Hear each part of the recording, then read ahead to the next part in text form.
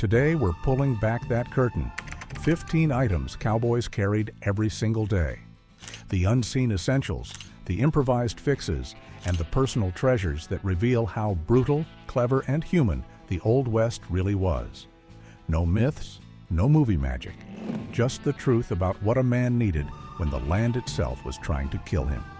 So cinch your saddle, pat your pockets, and meet the first hidden item that made the difference between making camp and never being found at all. Number 15, the flint-and-steel kit, fire in your pocket.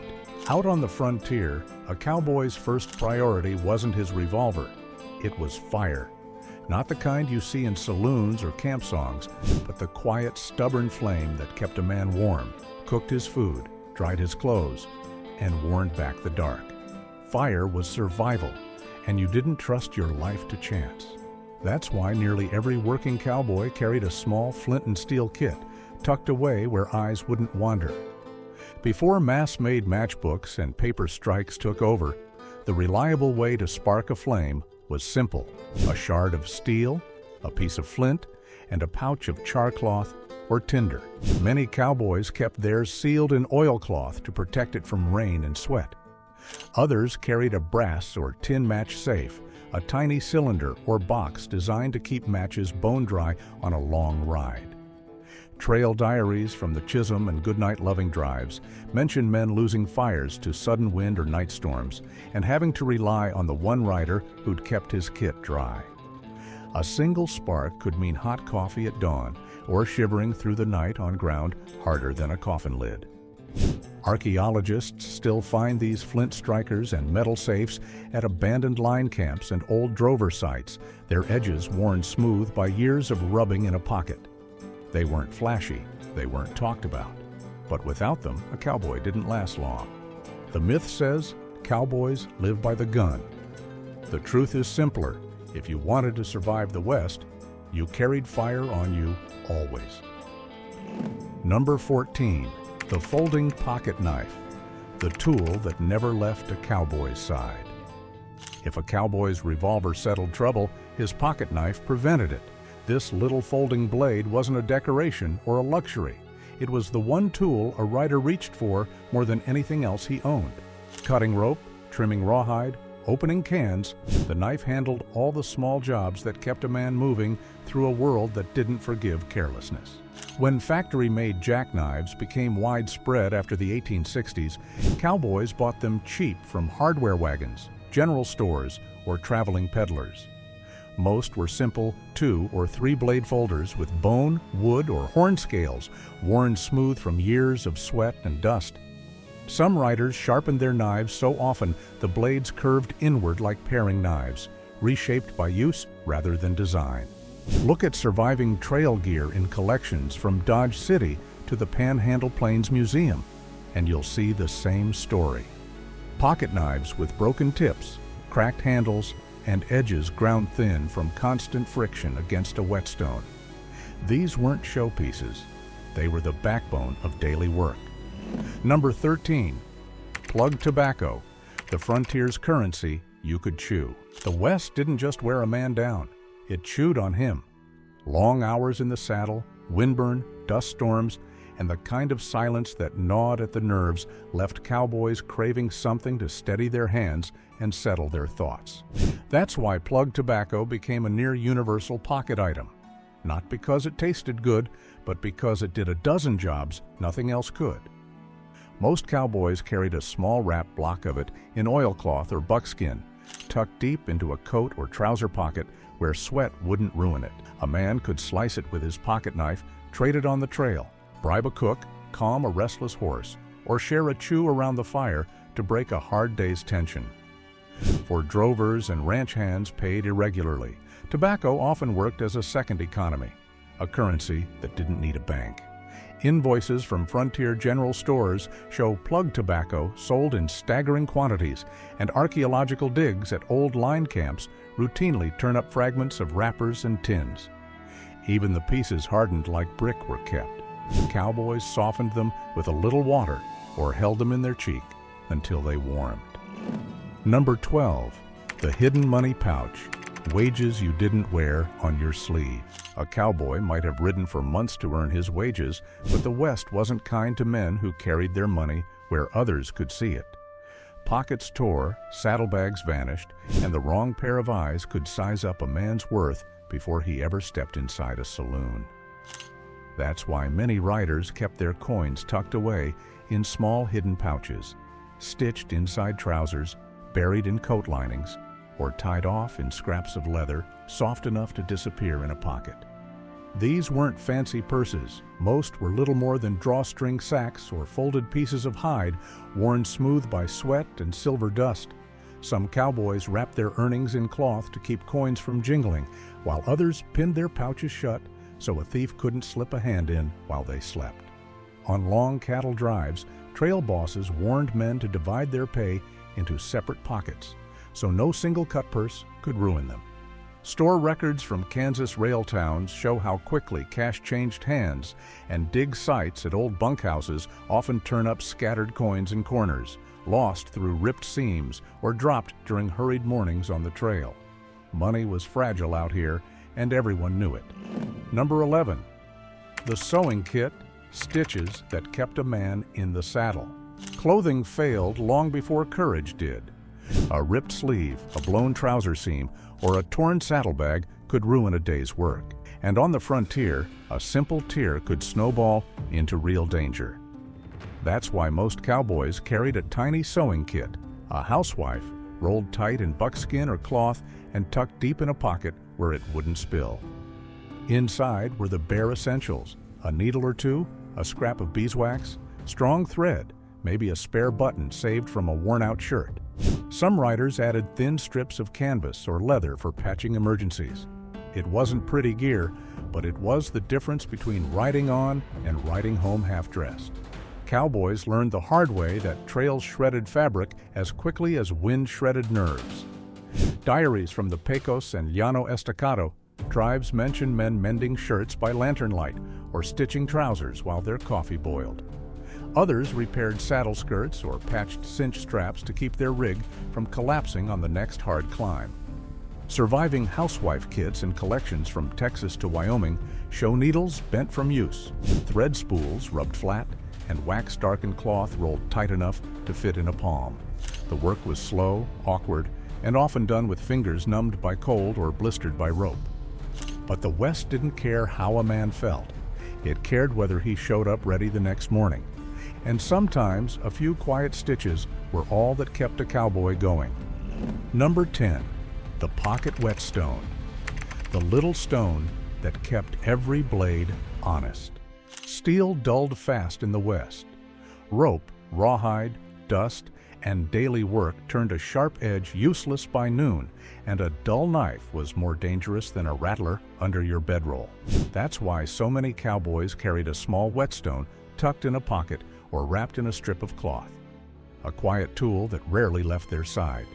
Most were simple sandstone or novaculite slips, no longer than a finger and worn smooth from years of use.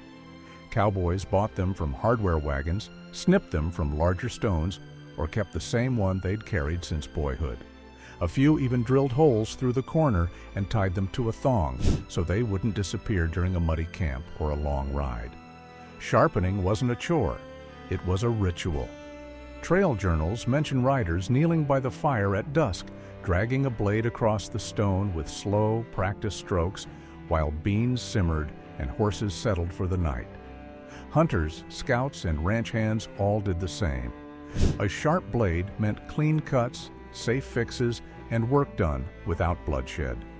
Look at surviving cowboy kits and museum collections today, and you'll find whetstones rounded from decades of friction, edges chipped, surfaces hollowed into soft curves. Each one tells the same story, a tool used constantly, quietly, and with care. Number 9, the pocket Bible or good luck charm, the weight a man didn't show. A cowboy could ride with an empty stomach and a torn coat, but he rarely rode without something to steady his spirit. The frontier was too wide, too lonely, and too unforgiving for a man to trust only his hands. That's why so many cowboys carried a small Bible, a psalm book, or a charm pressed into their pocket. something that reminded them of home, of hope, or simply that the world was bigger than the miles ahead. Some carried tiny testaments printed expressly for travelers, their pages thin as onion skin and their covers soft from sweat. Others kept a folded verse tucked inside a tobacco pouch or hidden beneath the lining of a vest. Not every writer was religious, but most believed in something: a mother's blessing, a sweetheart's note, a saint's medal, a carved bone token, a lucky stone polished smooth by years of turning it in their fingers. Ranch records and trail letters mention these little keepsakes more than you'd expect. A drover on the Goodnight-loving trail wrote of a man who read a single psalm every morning before the herd moved.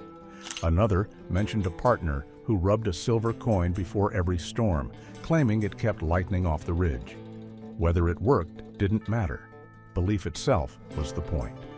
Museums from Fort Worth to Cheyenne hold these fragile hints of private lives. Pocket-sized Bibles with water stains, medallions worn thin, scraps of ribbon tied around lockets, long emptied of their portraits. You won't see them in movie holsters or painted saloon murals. They lived out of sight, carried close to the heart because that was the only safe place left. Number 8. Rawhide strings, the frontier's everything fix. Leather failed fast in the West, but rawhide held on like nothing else.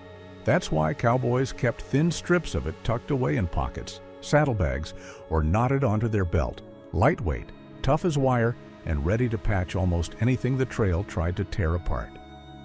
These rawhide strings were the frontier's universal repair kit, simple enough to make, strong enough to save a man a long walk home. Most riders cut their own from old lariats or worn-out reins, soaking the rawhide until it softened and slicing it into narrow lengths that dried stiff and hard. Once re-wet, it could be twisted, braided, or pulled tight around nearly any break. A snapped stirrup leather, a loose cinch ring, a split bridle cheek piece. As it dried, it shrank like a clamp, locking the fix in place better than many metal fastenings. Trail accounts mention men mending tack in the dark with nothing but a pocket knife and a strip of rawhide, wrapping a cracked saddle tree or binding a broken spur strap until they reached the next line camp. Ranch ledgers from the 1880s even list repair strings alongside cartridges and flour. That's how essential they were. Archaeologists still find them at abandoned corrals, curled, sun-bleached, and tough enough to endure a century of weather. Rawhide wasn't glamorous. It didn't shine, it didn't jingle, and it didn't make a man look heroic. But when your rig failed on a cold morning or your horse blew a strap in mid-run, that little strip of hide was worth more than any fancy tool in the world. The movies show cowboys as gunslingers. The real ones were craftsmen, and nothing proved it more than the rawhide they carried for the fixes no one else would ever see. Number 7. The coffee pouch, strength in a handful of beans. For all the songs about whiskey and gunsmoke, the West ran on coffee. Not the polished cafe kind, the gritty, bitter, black-as-midnight brew that kept a cowboy awake through long watches and colder nights. That's why so many riders carried their own small pouch of beans or grounds, wrapped in oilcloth or tucked inside a vest pocket, close enough to reach even when the wagon wasn't. Coffee wasn't a luxury, it was fuel. Herds moved at dawn, storms didn't care about sleep, and loneliness hit harder than dust. A man with his own beans didn't have to beg the cook for a double scoop or wait for the pot to boil. He could make a quick cup in a tin can, brew it in a skillet, or chew roasted beans straight when he needed a jolt to stay awake on night guard. Trail journals from the Goodnight-loving and Western Trail mention cowboys rationing coffee tighter than food, trading handfuls of beans for dry matches or a better horse blanket. Some men carried green beans and roasted them in a shovel over the fire. Others pre-ground theirs and kept it sealed in a greased pouch so moisture couldn't ruin the batch. And when the wagon supply ran out, the men who'd packed their own were suddenly the most popular on the drive. Archaeologists still find scorched bean fragments and charred pouches near old campsites, proof of how often cowboys brewed wherever they stopped. Museums hold battered tin cups with their insides blackened from years of boiling coffee on open flame, the quiet companion every rider depended on. Hollywood shows cowboys fueled by grit alone. Reality says they were held together by caffeine and stubbornness, and the men who kept a private stash in their pocket were the ones who stayed awake long enough to finish the job. Number 6. Spare cartridges, wrapped in cloth, the last rounds you didn't advertise.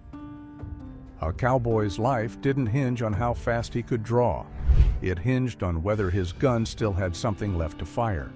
Belts held the rounds everyone could see, but the smart riders kept extra cartridges tucked away where no one else would think to look. A few loose shells wrapped in cloth, hidden in a pocket, or buried in the corner of a saddlebag could mean the difference between finishing a job and facing trouble empty-handed. These weren't showpiece rounds polished for display. Most were scuffed, oil-darkened, and carried for weeks at a time. Men wrapped them in cloth to keep grit out of the cases and to stop the telltale clink that might draw the wrong ears in a saloon or line camp. Some used strips of old shirts, others tucked cartridges into little leather sleeves soft enough to vanish in a pocket.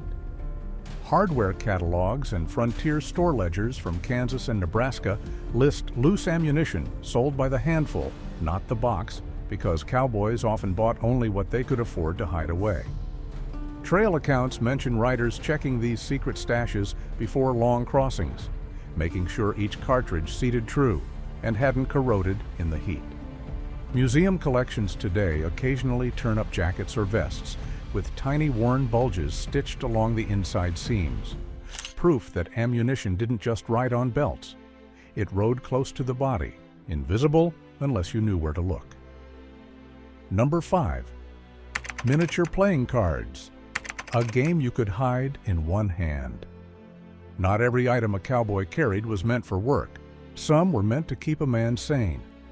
Tucked inside a vest pocket or slipped behind the lining of a coat, miniature playing cards were a quiet luxury on the frontier. A deck small enough to vanish in a fist, cheap enough for any rider to own, and valuable enough to turn strangers into friends around a fire. Travelers, drovers, soldiers, and gamblers all used them. Standard decks were bulky and prone to bending in the weather, but pocket-sized sets, printed in New York, St. Louis, and Cincinnati, were built for the road. Many were barely larger than matchbooks, with stiff linen backs and simple suits that could survive dust, sweat, and the bottom of a saddlebag. A man could shuffle them in the dark, deal them on a saddle blanket, or play a quick hand while waiting for a herd to settle. Trail accounts describe cowboys pulling tiny decks from tobacco tins or oilskin packets, dealing cutthroat poker during storms, or passing time on long night watches. Even lawmen and teamsters carried them. Boredom was the frontier's quiet enemy, and a game of cards could pull a man out of his own thoughts when miles blurred together. Surviving travel decks in museums show rounded corners, faded inks, and cases worn thin from years of riding in hidden pockets. A few even have tally marks scratched on the inside flaps. Victories and losses a man kept to himself. Number 4. The tin of gun oil, because the West tried to stop your gun first. For all the dangers a cowboy faced, none were as constant as dust. It worked into every hinge, every seam, every moving part of a revolver until the steel felt gritty and the cylinder refused to turn. Out on the plains, a single grain of sand could stop a weapon colder than fear. And that's why most cowboys carried a tiny tin of oil or grease tucked deep in a pocket or saddle pouch. Some tins were store-bought, stamped metal with cork stoppers or screw tops. Others were repurposed tobacco containers, filled with homemade mixes of tallow, axle grease, or whatever slick substance a man could scrounge. A quick smear on the base pin kept a colt from binding. A drop on the hammer screw kept the action smooth when the temperature plunged at night. Cowboys didn't pamper their guns, they kept them running because the trail punished neglect faster than any outlaw. Frontier inventories list lubricant tins right beside cartridges, and old cleaning kits found in ranch ruins often include squat containers stained black from years of rubbing against oiled steel. Cavalry manuals recommended neat's foot oil, but most civilians ignored the rules and used what they had. Some mixed lamp oil with grease to stretch it through long drives. Others swore by bear fat or lard, claiming it stayed soft even in winter. Look at surviving gun belts in museums today, and you'll see the proof. Dark, permanent halos where tins leaked through leather over years of use. Those stains aren't decoration. They're reminders of the countless times a cowboy stopped to wipe grit from a cylinder or slick a stubborn spring before the dust claimed the gun for good. Number 3. Personal keepsakes. The weight a man didn't show the world. A cowboy might have carried steel for danger, food for hunger, and tools for work. But the thing he guarded most closely was often a scrap of memory. Deep inside a pocket, sewn behind a vest lining, or hidden beneath the flap of a saddlebag, many riders kept a small reminder of the life they'd left behind.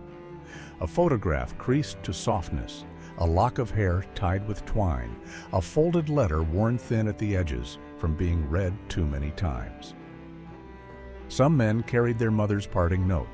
Others kept a sweetheart's picture protected between bits of cardboard. A few rode with tiny lockets, St. medals, or carved wooden tokens shaped by a hand they trusted. Most didn't talk about these things. In a world that rewarded silence, tenderness wasn't something you showed. It was something you kept close enough to feel. Trail letters and ranch journals mention men who checked their keepsakes before difficult crossings or long night watches, as if grounding themselves before the day swallowed them whole.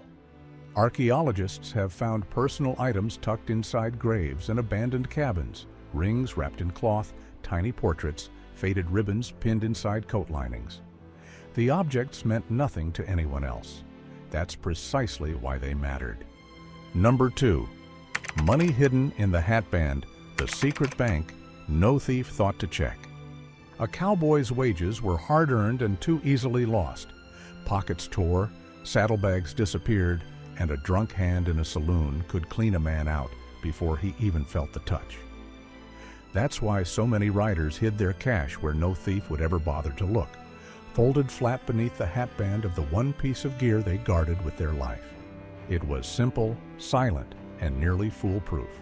A cowboy would slip a few bills or a receipt for wages behind the leather band, lining his hat, smoothing it out so the paper lay flush. Some even tucked coins wrapped in cloth along the crown, the weight balanced so it didn't shift while riding. The hat never left a man's reach, and anyone trying to snatch it risked a fight they wouldn't walk away from. Drovers on long drives used the hatband trick to keep their pay safe on the trail, and lawmen traveling between towns did the same, hiding reward money or advance payments where dust and fingers couldn't reach. Frontier newspapers mentioned thieves searching pockets and belt pouches while missing the real prize sitting right above a man's eyes. Look closely at well-worn Stetsons in museum collections, and you'll sometimes see the evidence. Sweat-darkened bands stretched just enough to hint that something once lived beneath them. A private stash, invisible unless you knew the trick. Number 1. The boot knife or derringer, the last chance no one saw coming. Long before a cowboy reached for the gun on his hip, he trusted the weapon no one else knew he carried. Tucked inside a boot top, slipped behind a belt buckle, or hidden in a vest lining stitched tight against the skin, a small knife or tiny derringer was the final insurance a man had when the world closed in too fast for anything else. A boot knife was the simplest kind of promise. A thin blade honed sharp enough to cut a rope, slit a stubborn strap, or buy a heartbeat in the kind of close-quarter trouble no revolver could solve. The smallest derringers, barely wider than a man's palm, were built for the same purpose. One shot, no flourish, no second chance. Just a last desperate answer if every other plan failed. Gamblers kept them beneath waistcoats. Barkeepers hid them under aprons. Cowboys carried them because the trail turned strangers into threats without warning. Newspapers from Dodge, Abilene, and Tombstone mention men found with miniature pistols secreted in the boot or hidden beneath the sash, weapons so close to the body that thieves and lawmen alike missed them until the moment they were drawn. Surviving examples in museum collections, knives with handles worn thin, derringers with rubbed bluing and loose screws, show exactly how often these tools were carried, sweated on, and quietly depended upon. They weren't duelists' weapons. They were lifelines made for moments when distance vanished and a man's fate narrowed to inches. Hollywood gave the West big gunfights and long standoffs. The real frontier was messier, faster, and far more intimate. And when everything else went wrong, it was the hidden blade or pocket pistol that decided who walked away and who didn't. 15 hidden items, each one a reminder that the real West wasn't held together by gunsmoke and swagger. It ran on the quiet things a man kept tucked away. The fire he guarded, the tools he relied on, the memories he couldn't bear to lose. Nothing on a cowboy's body was accidental. Every pouch, every pocket, every worn scrap of leather carried purpose. Survival wasn't a matter of luck. It was the sum of small decisions made 100 times a day by men who knew the land would punish every mistake. Hollywood dressed the frontier in glory. History strips it back to what it truly was, a world stitched from practicality, endurance, and the private objects a man carried close because he knew no one else would carry them for him. Look at the surviving artifacts today. The scorched tins, the frayed cloth rolls, the sharpened stones polished by years of hands. They aren't props, they're fingerprints, evidence of lives lived hard, far from the myths we were raised on. And if you've stayed to the end, you've seen the West as it really was. Not loud, not clean, not gilded in legend, but human. Built from the little things a man hid in his pockets and the long miles where those little things meant everything.